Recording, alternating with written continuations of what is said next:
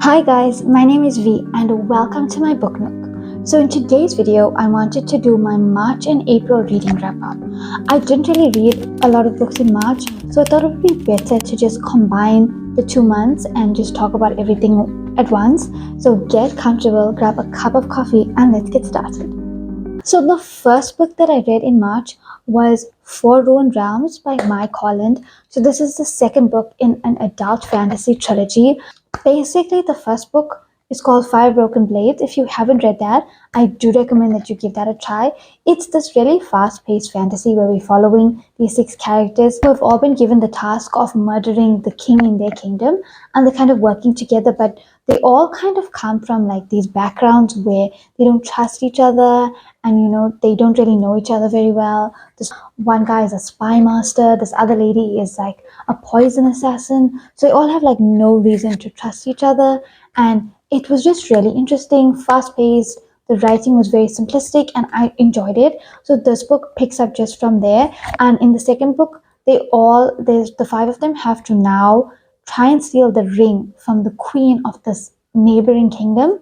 And this book has more of a war kind of a plot line. It's just that I had a few issues with this one as compared to the first one. I just didn't enjoy it as much because I felt like they really tried to replicate the formula of the first book.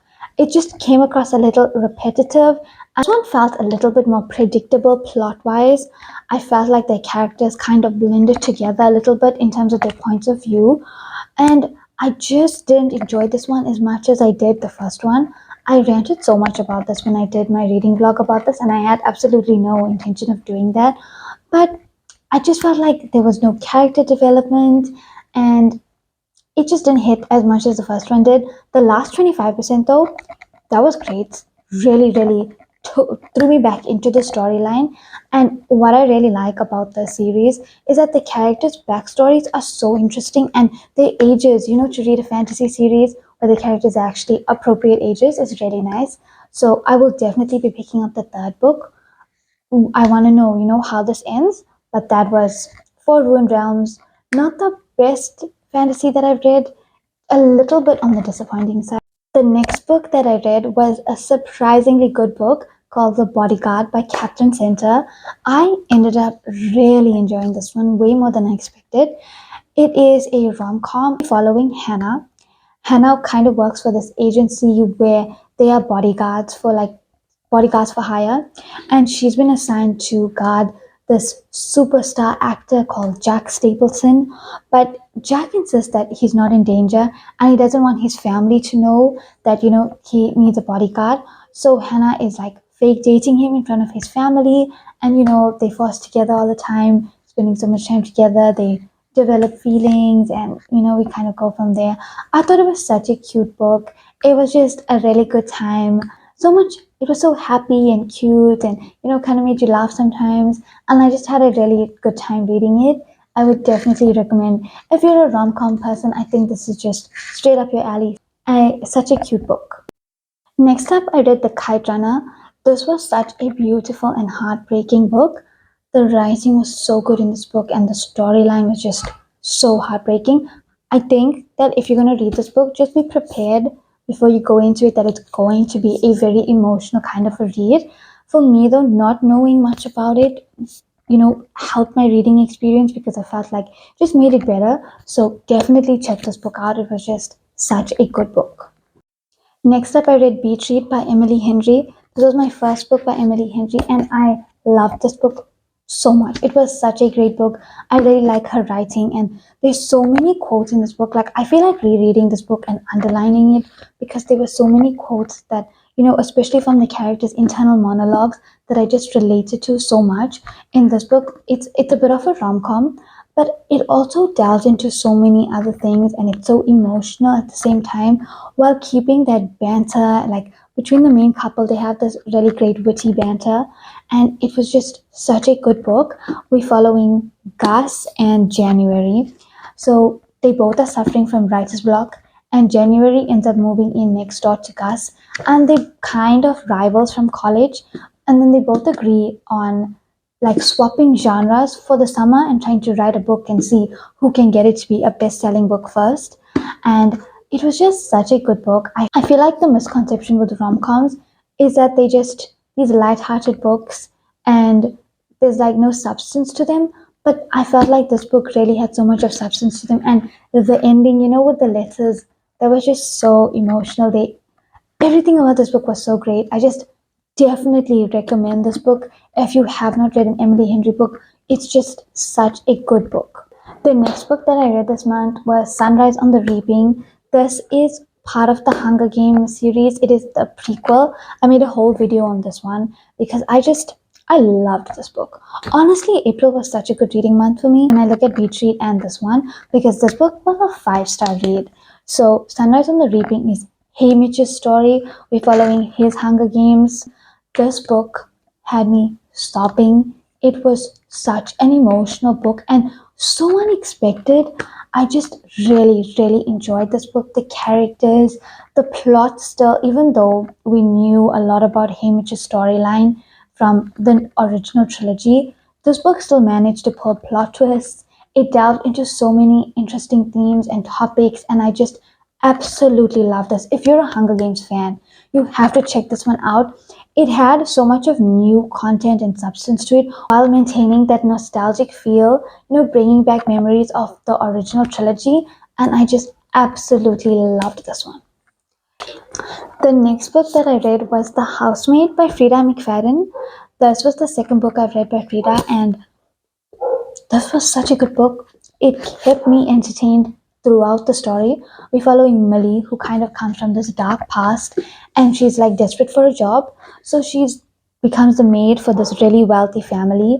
And while she's staying there, she kind of learns like the dark, twisted secrets that are behind this facade of a perfect family.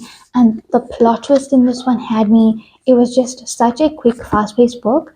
And for a thriller, it had those, thriller vibes that just keep you like on the edge of your seat the whole time. And I really did enjoy this one. So the last book that I read was First Time Caller. Can we just appreciate this cover? It's just such a cute cover. And I was just like, this book just, from the premise, it just gives such like romantic, swoon-worthy vibes that you think it's like, it's going to be like magic in a rom-com. And if I'm being honest, the first 300 pages, I was loving it. I was eating it up. It was cute. It had me giggling. It was just so nice, and it didn't feel like a typical rom-com, like there weren't that many like tropey scenes and anything like that, and I was really, really enjoying it. It kind of was giving slow burn for the first part of the book, and then the last like 100 pages kind of took me out of the storyline a little bit. The plot of this book is we're following Aiden, who is the host of this romance hotline, and the other main character is Lucy, who is the single mother, and she's basically kind of given up on looking for love, whereas Aiden kind of has fallen out with the idea of love.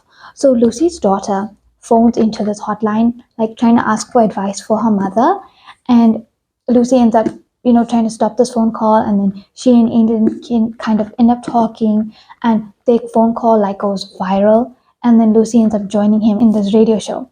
And the premise sounds so interesting because I've never read anything like that. Their dynamic was like so cute, and it just was so good at the beginning.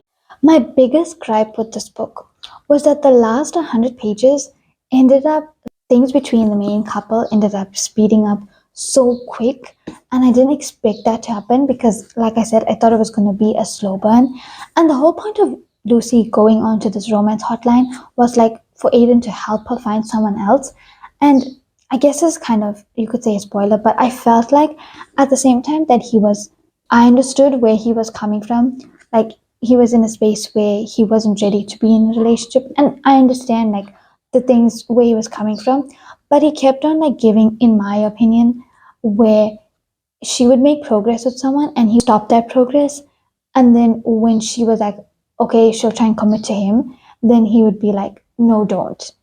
Do you know what I mean? Like, he was giving her really mixed signals. And at the end, there was something he does when they on the call with someone. Lucy is such a great character. I really enjoyed her character, but he did something that just kind of like, I was like, can this book end where she ends up being on her own? Like, is that a possibility? Because please, I wasn't a big fan of him. At the beginning, I thought he was a great character and I didn't mind him at all. And I was like, he's going to get this really good character development. And he did kind of towards the end have some character development and he got over his issues and stuff. But it's just, I don't know, the last bit just, I wasn't thrilled with him as a male main character, which kind of just brought the whole book down because I honestly had such a good reading experience, especially with the first half of this book, and it just kind of disappointed me, which is that's honestly why I ended up disliking this book a bit because I had such high expectations and for the most part it met them. It's just that I didn't end up liking the male main character and I didn't 100% like the way the book ended, which just kind of, brought it down for me. But if you're a rom-com fan, I think especially during Valentine's Day season, this is just such a good book to read during that time. And I would still recommend that if you're a contemporary romance girl to check this book out. Those are all the books that I read in March and April. I had some really good books, some kind of disappointing books, but I have been fortunate this year not to come across any really bad books yet. Grateful for that. I've been given really, so far I've had, decent books. So thank you guys so much for watching. I hope you enjoyed today's video and I will see you guys soon.